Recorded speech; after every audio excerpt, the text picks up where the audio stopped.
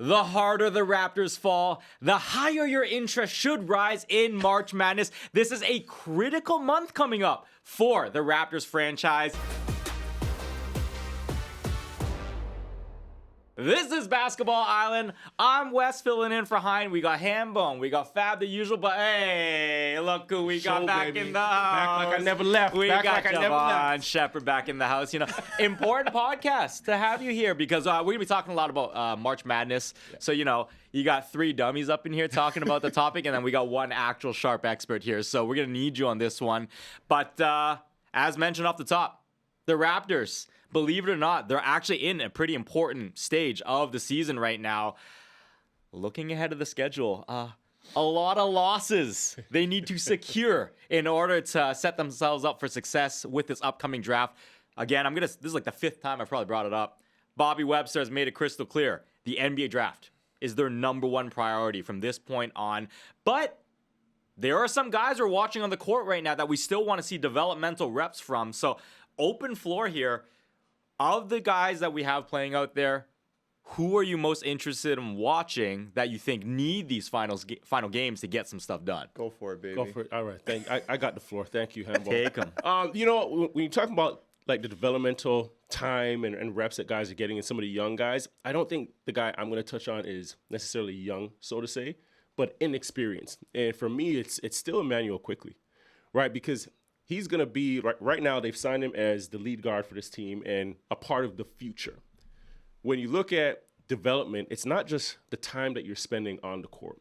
It's the leadership that you get, you know, the mentorship that you get. And I think in his case, let's look at Fred VanVleet, for example, right? Fred had Kyle to learn. Oh, yeah. That was a big part of it. Right? Yeah. That was a big part of his learning curve and just understanding the NBA nuances, playing the point guard position. In Quickley's case, yeah, we may be critical of him. He may have, be a roller coaster, but his consistency may not be there. But who does he have in front of him to really show him and teach him that point guard position in the league, right? And leading a team that has winning culture and wants to be competitive and win a championship again. There's nobody in front of him. So the minutes that he needs to play to get those reps and self-teach are even more important, are even more valuable. So for me down the stretch, he's probably the guy that I would invest the most in terms of, listen, go out there and play. It doesn't matter who's on the floor. Scotty sitting down, RJ sitting down, BI sitting down, whoever the case may be. Your situation is a little different than the one they're in. And I respect that too because like he's so important for what this team is going to be. Like, we talked about it last week. Like, Raptors are going to be good next year. They're going to be frisky next year. Expected to. Yeah, that's the expectation. I mean, you see right now, it's hard to be worse than some of the teams at the bottom of the league. So they're already going to be in play-in contention right out the gate from the beginning of the season. Yeah, so the worry is that like a guy like Quickley pads his stats against like bottom teams, against fodder, and then we come out because there's a lot of heroes march, right? Like, look at these numbers from like All-Star break to end of season. It's just like, was that real? Was it not? I agree with you. I do want to see more from Quickley, especially on the defensive side of the ball. He is very, very important to what this team is.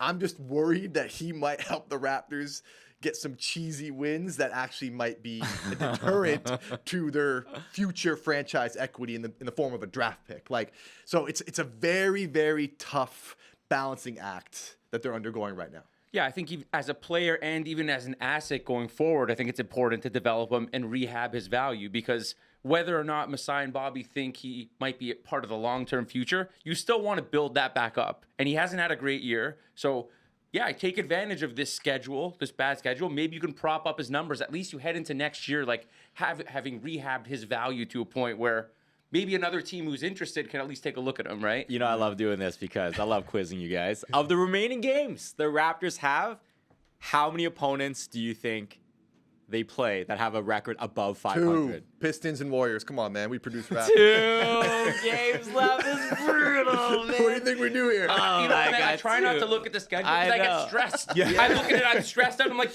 why is every bad team left on the schedule, man? Yeah. Every lottery team you can think of is on the remaining schedule. So, yeah, wins are going to be, losses are going to be tough to come by, but that's the focus. It's funny. You know? Leo Rounds on the panels is like, you think the Raptors have the easiest schedule? They have the hardest schedule. How do you lose these games? And he's right. Like, especially if you're taking that lens. Like, so quickly, obviously a focal point. I would personally like to see Barnes not chase the 65 game threshold. I think realistically, man, like, you're not getting on All NBA. As far as I'm concerned, like, I'm a little like worried about potential injury risk with him. For sure. Building bad habits down the stretch here. Like, just, I just don't see the need for that. What I want to see is a little more Jamal Shed. I feel like he ain't getting the minutes that I think he. Yeah, let's talk about that more. Why are they playing more 2-point guard sets, right? I don't know. I'll tip my cap out to Darko. I think he's doing a great job, like, defensively, especially with this team. But these are certain guys. Like, I don't want to see what we saw last year, right? We see a lot of like Jordan Nwora, and a lot of guys who don't really have future equity on the team. Yep. Obviously, it's unfortunate that guys like Mobo been hurt, Grady Dick been hurt, Abaji just came back from injury. So I kind of want to see some of these guys that the Raptors have an investment in soak up all the playing. So I agree with you in the sense of, with Scotty right now. When Scotty's good, he's playing motivated basketball. He's inspired. Mm-hmm. What I'm actually seeing is a guy that understands, okay, trying to get to that threshold, but I also understand the team's tanking. Right? Let's point blank. You said it. I said it. Right? We're at that point in the season. We're at that point in the year. The show. Right. So it's hard for him, and I imagine a guy that's a competitor, it's hard for him to go out there and play at the level that he wants, because he also understands now that the draft affects his future. Oh. Draft affects how his team performs going forward as well. So maybe he's bought into, okay, we can get a little bit more. We can get some more assets in this draft and, going forward into the summer. So what are you really out there for? Yeah. Right. And I think that's more, guys aren't going to say, hey, I want to sit. That's got to be a call on the front office at some point to just say, Scotty, we're shutting it down a bit. I have a question on that, though. Like, how often, this, players, when they see a situation like this, are they excited at the idea that their team can get a lot stronger with a potential new kid on the team? Or are they like, hey, this is just another guy that can eat into my stats? It depends on what position that guy is, right? Like, if it's somebody that's going to challenge from my position, then already, especially if it's a lottery, because lottery picks, the team is investing in them, right? They essentially they're next up, right? Going to give them the keys. So if it's somebody in your position, you're already thinking, okay, this person is here to replace me. You're a competitor, right? But if it's that. Yeah, human nature. It also challenges you for minutes, makes you better, compete better, practice better. But as a player, you still have that chip on your shoulder. Now, if it's another position where you see we can be better, you're welcoming this. Like, how can I help this player right away, right out the gate? Quite frankly, if you're on the Raptors and you're worried about a first rounder coming in and eating into your playing time and your stats, I don't like that mentality. Exactly. I don't want you on the team. If you're just going to be insecure about not getting numbers, that's not the kind of guy I want on my team to build a championship. Culture should trump insecurity, in my opinion, in this case, right? Like, if that's your fear, is that like, man, no, we can do this on our own. We don't need a top pick. I'm going to get my numbers down the stretch. We're not saying that's what's happening. No. But, like, the fact that like, you played, man, is that like a thought that encroaches in some of these guys' minds? I think what you guys are saying that's unfortunate if true. In theory, that sounds right, but human nature is somebody walks in that door right now. We're all looking over our shoulder like, are you next up on this mic? Right? It's no different than when you're in those seats in the locker room. Like, a stud comes in, he's drafted top 10. The thought process. Be better, man. Iron sharpens iron. Work harder and try to get better then. That's what breeds winning. So can culture change that mindset of human nature, right? Like, Pat Riley, the disease of me, right? It's even more. Like, is that like can you solve that, or is that just an intrinsic value?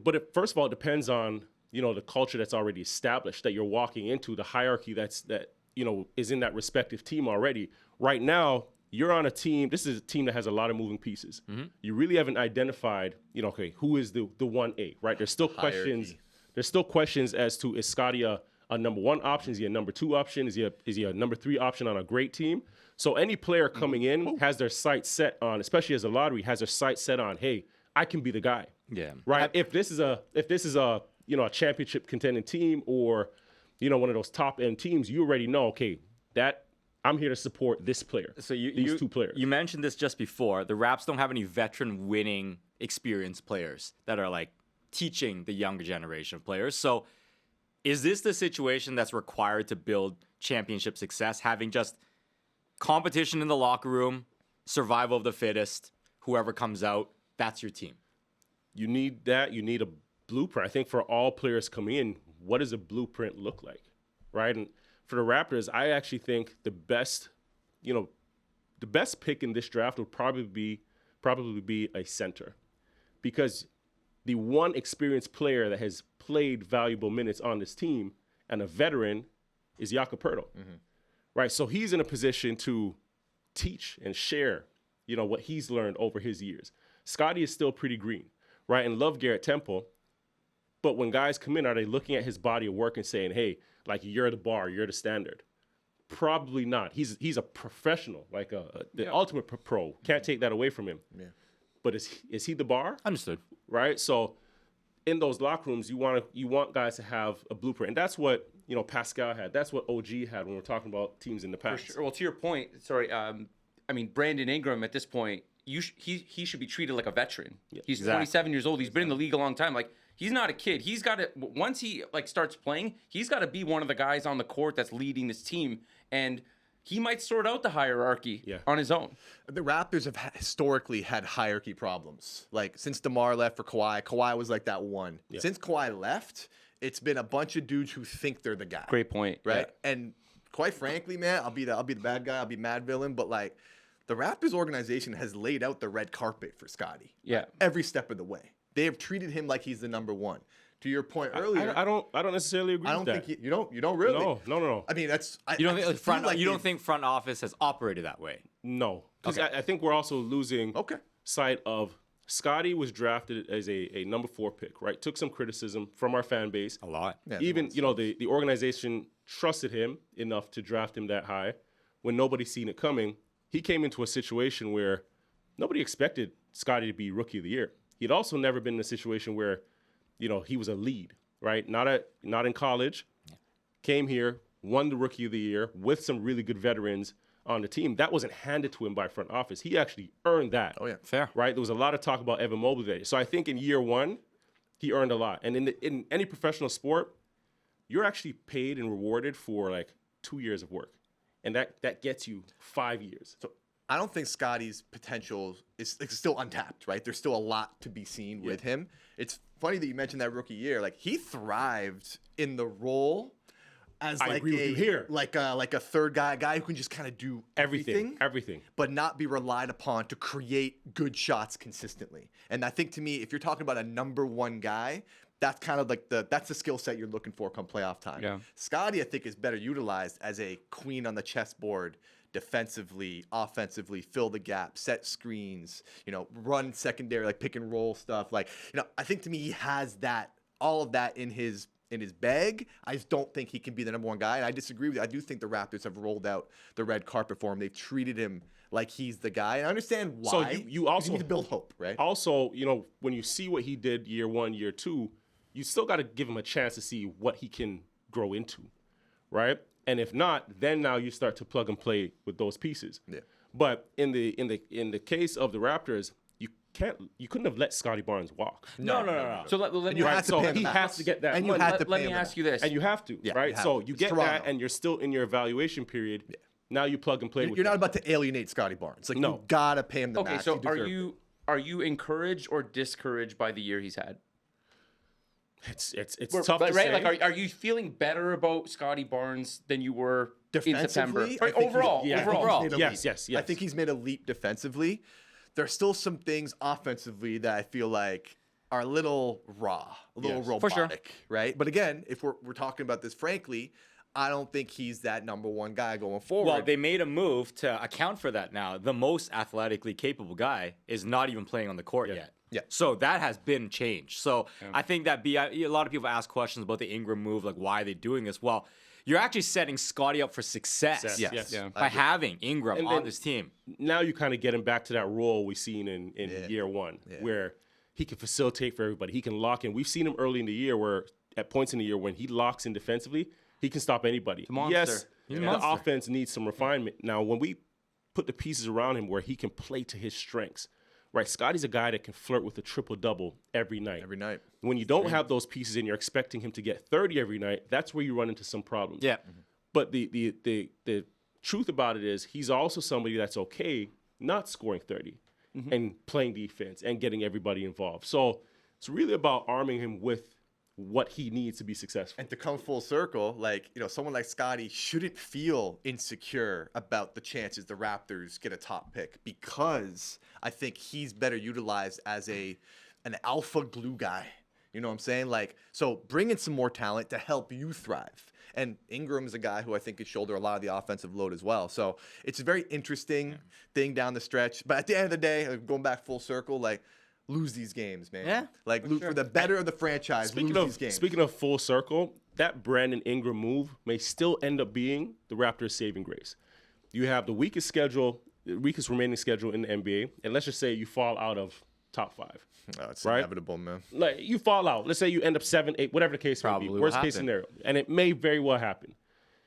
You don't get a Cooper, you don't get a Ace Bailey. Cool. Dylan Harper. But you still have BI to fall on, and you still become a play-in team, playoff team, regardless moving forward next season. So a lot of the chatter that, we heard when they made that move is like, guys, even in a situation like this man ends up being the saving grace. Another guy that we got to pivot to, because there's just so much noise about this. I know everybody's chomping at the bit here, okay?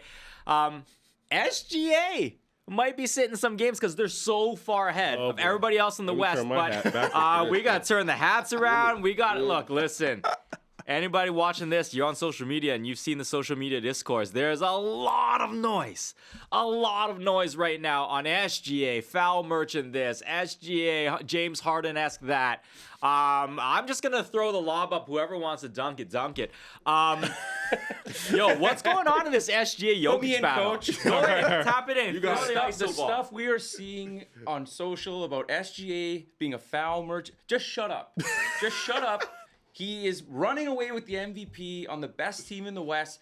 Like, are you just looking at numbers, or are you paying attention to how he's playing on the court? He might be the most gifted scorer we've seen, of this generation at this point. He's got a mid-range bag that no one else can rival, and this idea that he's ruining the game by just chasing fouls. Like, okay, superstars embellish. They look for fouls. This is nothing new in the league. So to say, like, this guy is destroying the game with how he plays, it's absolutely ridiculous. He goes to the net more than anybody else, and quite frankly, he's the most talented offensive player in the league.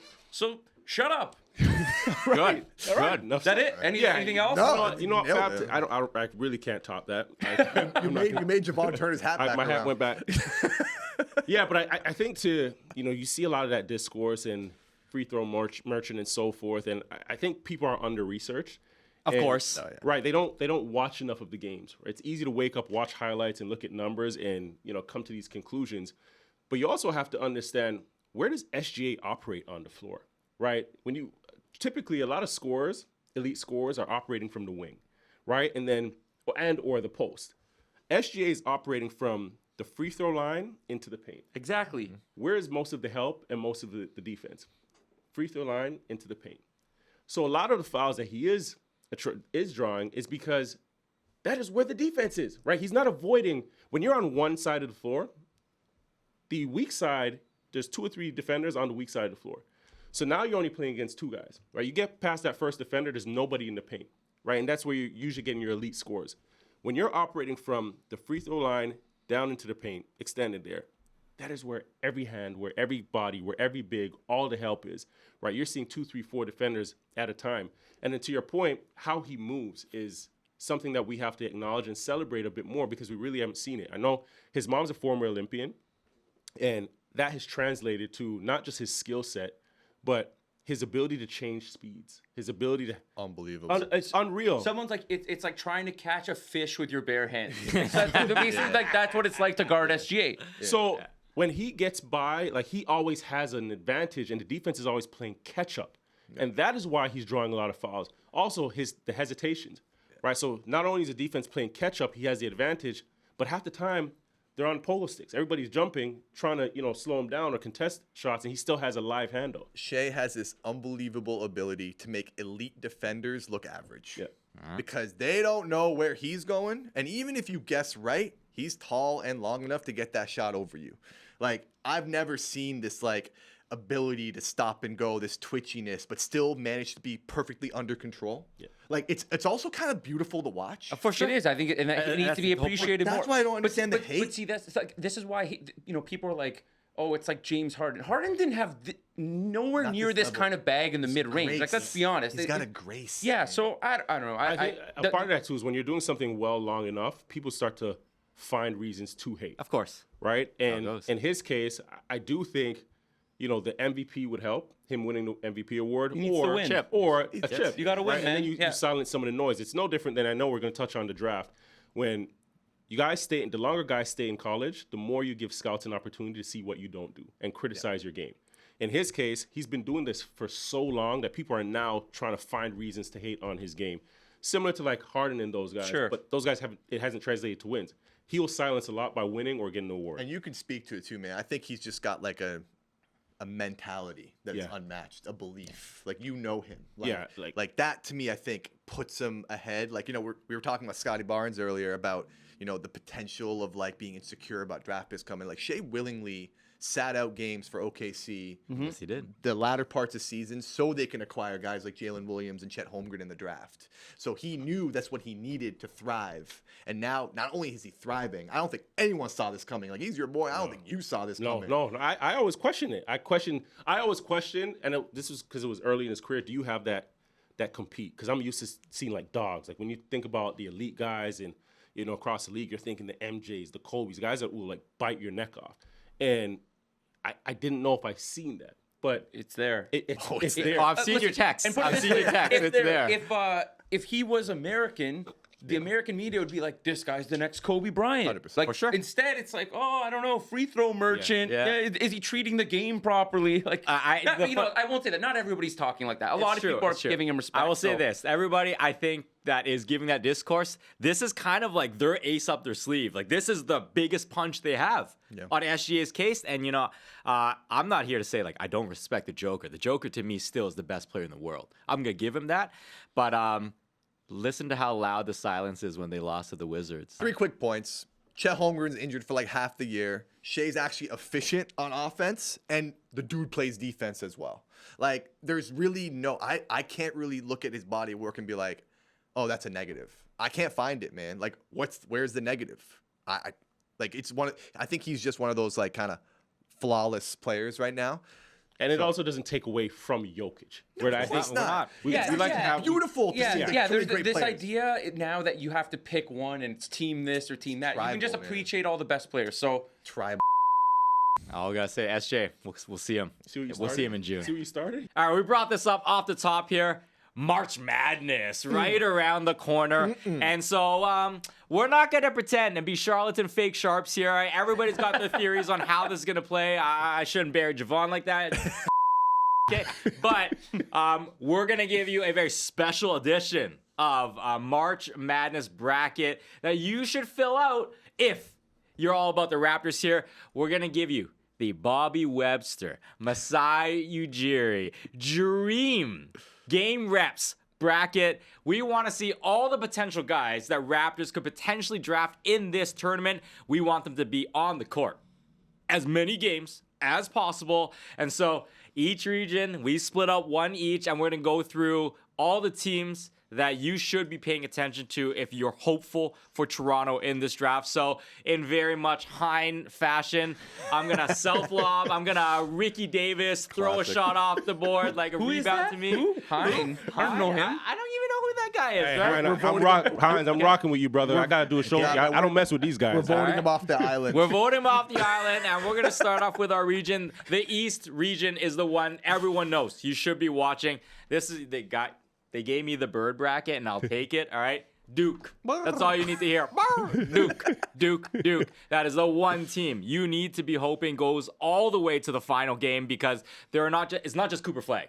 There are multiple teams, multiple players on this team that could very much end up in the top 10, let alone on the Raptors. So, I'll throw it around. I'll open it up to the floor. We can talk about Malawach. We can talk about Knipple.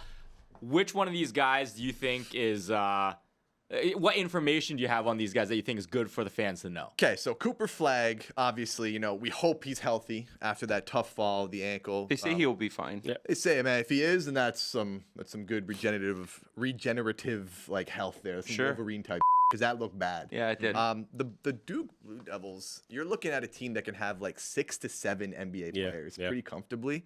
They are by far the team to watch in this tournament. If you want to see guys who are going to play at the next level, like we're looking at this, and you did a good job explaining it. We're looking at this from a very purely NBA perspective, a Toronto Raptors perspective. So obviously the pipe dream of Cooper Flag, that's most likely dwindling just because the Raptors are winning too many games.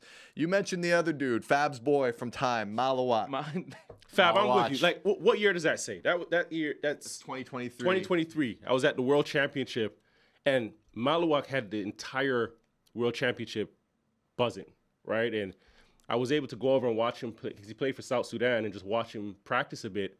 And he's pretty unreal. Like his touch, he's 7'2". He's massive. Yeah, he's huge. He's massive. I mean, he has all the potential to be like a defensive cornerstone just by his size and length. And, the knock on him, maybe not the greatest hands. Yeah. Obviously, bigs are raw. Young bigs need time to develop. But, if you're the Raptors and you're at 7 or 8, I mean, that's a guy you probably should be looking very closely at. So I even think for him, because he's projected to be much lower right now, and I like the fit for the Raptors. Yeah, for sure. I wouldn't be opposed to the Raptors potentially trading down and trying to, and getting him later. See if you can get him later, because that also helps you from a cap perspective, right? The Raptors right now are top heavy.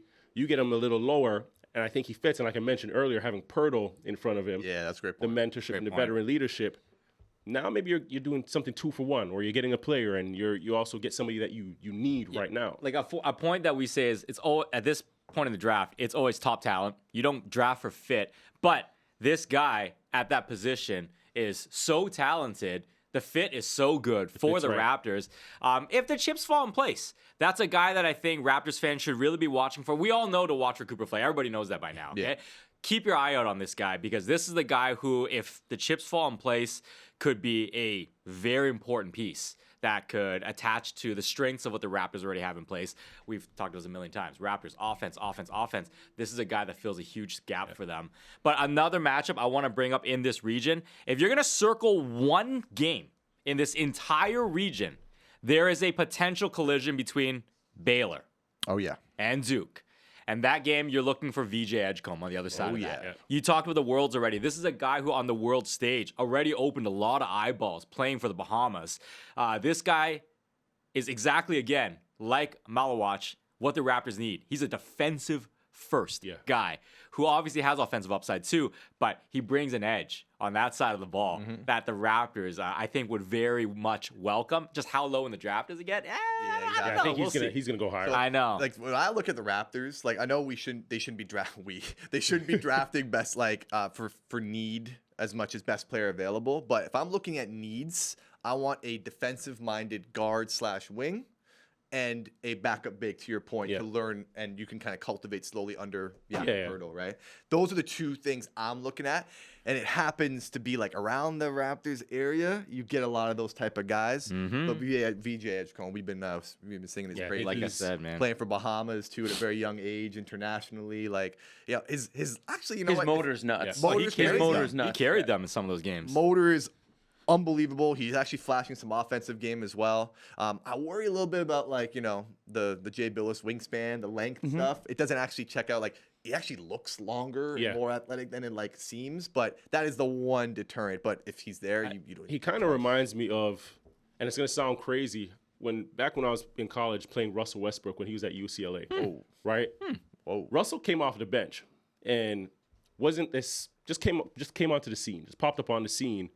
And his athleticism is when you look at these guys and evaluate them, you got to look at what transfers to the NBA game.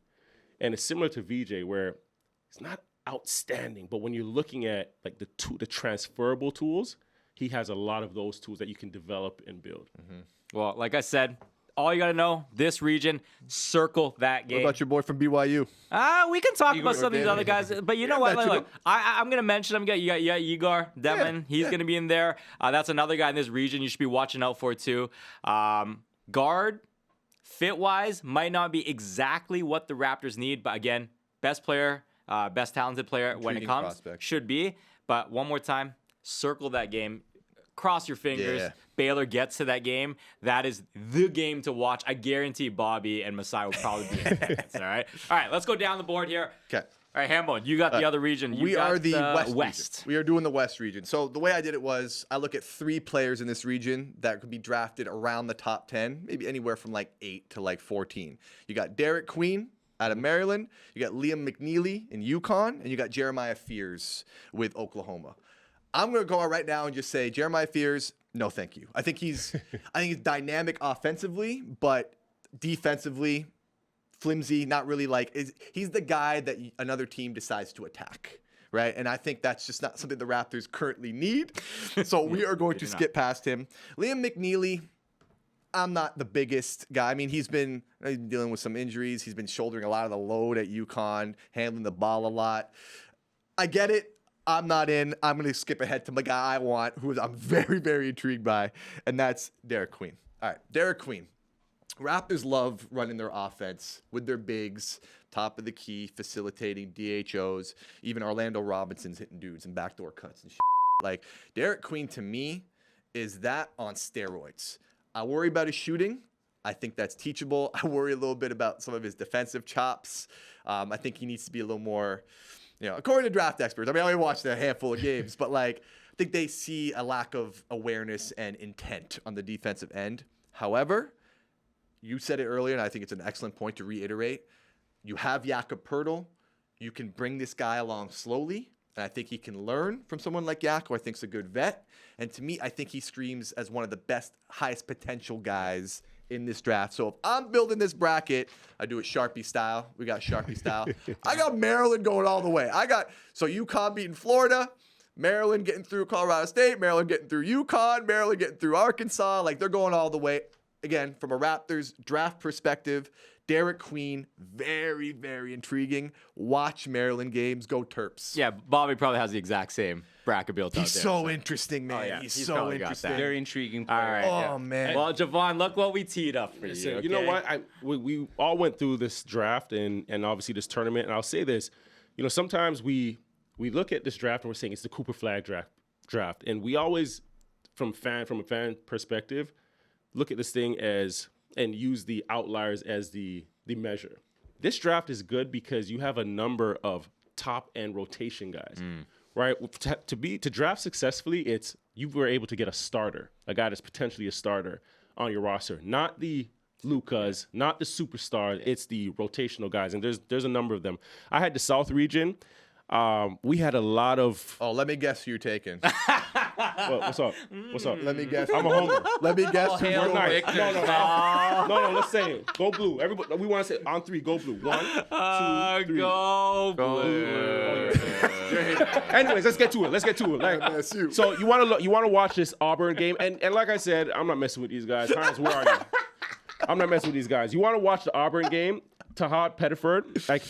I don't think he fits the Raptors because similar to your guy, he's 6'1", a scorer. Not necessarily a guy that's they need. Yeah, it's not what they need. He's shifty, but 41% from the floor, 30% from 3. I don't think they need another scorer, but he's going to be a guy that's on the board, right? There are a number of guys. Creighton has Ryan Kalkbrenner, who 7'1", 7'5" wingspan. But again, he doesn't really complement Jakob Poeltl, right? Their styles are very similar in a sense. And he's a guy that you got to dump the basketball into the post. And great footwork, right, from Creighton. Great footwork for a 7'1", but that's not the type of offense that the Raptors run, right? And especially, where they're picking. He doesn't really help, but still a guy that you're going to look for. Then we get to Michigan. Go blue. We get to Michigan. Danny Wolf, right? Great player, 7'2", 7 foot. And it's funny because this year, preseason, I went out to Michigan, met Dusty May, first year head coach with the Michigan Wolverines, great guy. And one of his concerns with the team was they didn't have any playmakers, right? And lo and behold, later into the year, they put the basketball into Danny's hands, and he becomes at 7 foot, he becomes their playmaker, right? And they've obviously had a successful season. I think he's going to be a great NBA player, eventually rotational guy. Again, does he fit the Raptors' needs? No, because you already have your guys that are going to have the basketball in their hands. You have, Scotty, you have BI, you have RJ, you have IQ. And for him to be successful, he's got to be able to play with it a bit. Like, have that ball, put it on the floor, create. And he's a bit turnover prone. Cam Jones, I actually like from Marquette. And 4-year guy, 6'5", can get you a bucket, but he's not the most athletic. Yeah. But he understands how to play. And it's like around 6 assists per game, one of the top. Just talk about our guy, man. Talk about Jace. No, we're getting there. Don't rush me. He's avoiding his Michigan State guy. Don't rush me to get to Michigan State. Do not rush me to get to Michigan State. Cut out all the other stuff till we get to Jace. So then we get to Marquette, 4-year guy, great size, whatever the case may be. Played with Tyler Corlick last year. I think he understands how to play, both positions, the combo and the point guard. Then we get to Jace Richardson. Hey. I'm not sure what. I don't know what school he plays for. I'm not. Sparty on, baby. Sparty on. He plays for that other school in Michigan, and he's a pretty good player. There it is. He's a pretty good player. I'm not sure. Tom. I think he's a Tom Izzo guy. I'm not. we don't do that. But with him, what intrigues me about him is the pace that he plays with as a freshman. Yeah. Like, his pace is unbelievable, and that's something, again, when you talk about transferable skills. Like, he can compete right now just because of that pace. You can't speed him up. You can't slow him down. He's going to understand how to get into, the paint, how to make really good decisions. And I think it also helps when you have, his father, Jason Richardson, former NBA player. Oh, yeah. Right? There's certain intangibles, and you see it in a lot of guys that have, they've been exposed to the NBA game in their formative years, where certain things just click and certain things just become intuitive for them. They understand the NBA life, they understand the NBA game because they see it at a different lens. So, I'm really high on him. Is he the perfect fit for the Raptors? No, he's a little undersized as well, I think, and especially for the Raptors' style of play. But he's a guy that I would be intrigued and I would watch if, I'm anybody looking at this tournament. And again, I don't know what school he plays for. But well, you'll have to look that up. You'll have to. Enough Michigan State talk, all right? Okay, so Fab, man, all right, bring it home. I know there's one team in your bracket. I'll put a bonus. Midwest? I have the Midwest. The Fighting Illini of Illinois, Final Four. Kasparas Yakachonis, I hope I'm saying that properly. Interesting player who might be in that range where the Raps are picking, that 6 through 9. Big point guard, 6'6", 200 pounds, can run a pick and roll very well. Yeah. Issues about turnovers. The 3-point shot kind of, came and went a little bit this year, but very skilled. He might be the best player available where the Raps are picking. Now, I don't know if the fit is there with Toronto. I don't know if they need another guy like that. Yeah. So it really comes down to a fit talent question, but super talented. So, they might have a decision on their hands there. Canadian Will Riley, also on Illinois. Great call. He might be a late first rounder this year. Another 6'8" forward who can shoot, he can create. Maybe limitations defensively. I don't know if he can be an impact defender at the next level based on what I've seen and read. But also very talented and, a guy who definitely has to grow physically. Like, he's a young guy, so it's going to take a few years for him to get to that, like, NBA level body. But, hey, a Canadian kid who might be in the first round this year, so keep an eye on them. I'll say one thing as well. I wouldn't be surprised if Ace Bailey and Dylan Harper drop a bit into the. They didn't make it. Well, because now they're not on anyone's radar. They're not getting watched now, right? They're not watched right now, and I think similar to how we see the game, right? You weren't able to win at the collegiate level. What makes us believe that you're going to come into the NBA level with grown men and be able to change a franchise tomorrow? Yeah. Right. So are those guys more projects than they are, ready like a Cooper Flag tomorrow? And I think that's what you have to evaluate with them as well. Not taking away from their talent or skill, but you also have to look at that. And a thought that you brought up before, seems like these are the type of guys that needs that sort of veteran leadership to help shepherd them. Yeah. Do the Raptors even have that? Shepherd. We'll see. See what you do. You like that? Yeah, I try out here. I do little things here and there. Yes, sir. All right. Well, either way, that is the Bobby and Masai ideal March Madness bracket. And as you can see there, we got Duke obviously to go all the way. That's the ideal way we have it set up. Yeah, Duke. But We got Duke. We got all the 4 teams that we Illinois, mentioned. Michigan, Maryland, obviously, Michigan. Those and are Maryland. Go Blue, baby. Go Blue. But as always, okay, that's it here. Thanks for tuning in. Like and subscribe on YouTube, Apple, Spotify, wherever you get your podcasts. And let us know in the comments who you want the Raptors to see. Sporting up.